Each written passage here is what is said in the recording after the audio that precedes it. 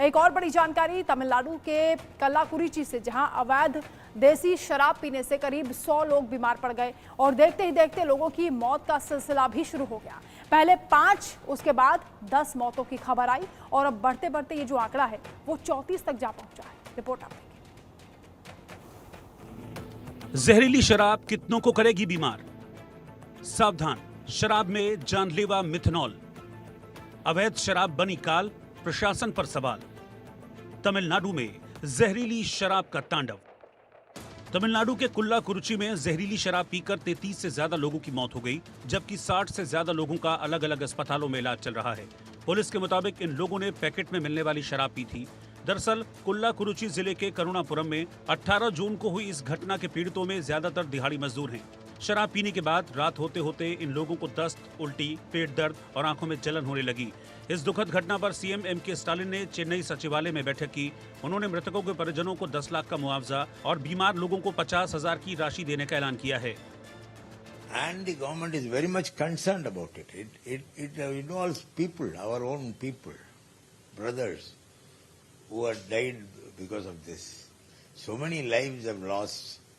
It's a very serious concern, and the Chief Minister is taking it very seriously. Even today, this morning, immediately after the Assembly is adjourned, he had called for a meeting of the officials and taking all steps. इस मामले में अवैध शराब की बिक्री करने वाले के कन्नुकुट्टी को गिरफ्तार कर लिया गया। उसके पास से जब्त की गई करीब 200 लीटर अवैध शराब की जांच में सामने आया कि उसमें घातक मिथेनॉल मौजूद था। राज्य सरकार ने एक्शन लेते हुए कुल्लाकुरुची के कलेक्टर और एसपी को पद से हटा दिया है। इनकी जगह एमएम प्रशांत को कलेक्टर और रजत चतुर्वेदी को एसपी नियुक्त किया गया है।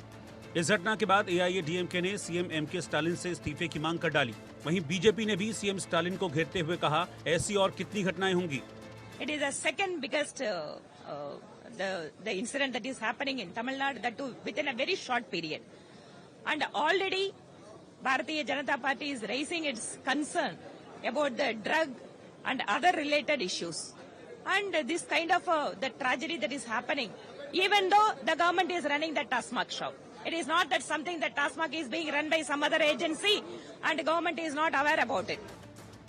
बीजेपी के प्रदेश अध्यक्ष के अन्नामलाई ने एक्स पर तमिलनाडु सरकार को घेरा। उन्होंने कहा, जहरीली शराब के सेवन से माता पिता को अपने बच्चे और पत्नी को अपने पति को खोने के दर्द से रोते देखना दिल दहलाने वाला है। पिछले साल 22 लोगों की मौत के बाद डीएमके ने सबक नहीं सीखा है और उनके कुशासन के कारण आज 5 और मौतें हो गईं।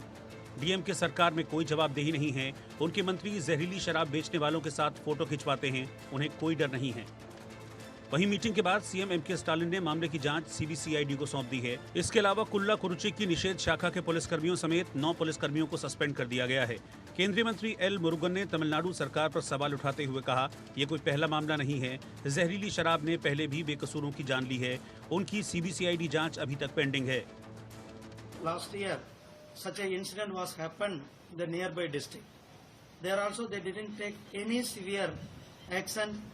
The action also, the inquiry, CBCID is also still pending. So continuously it is happening.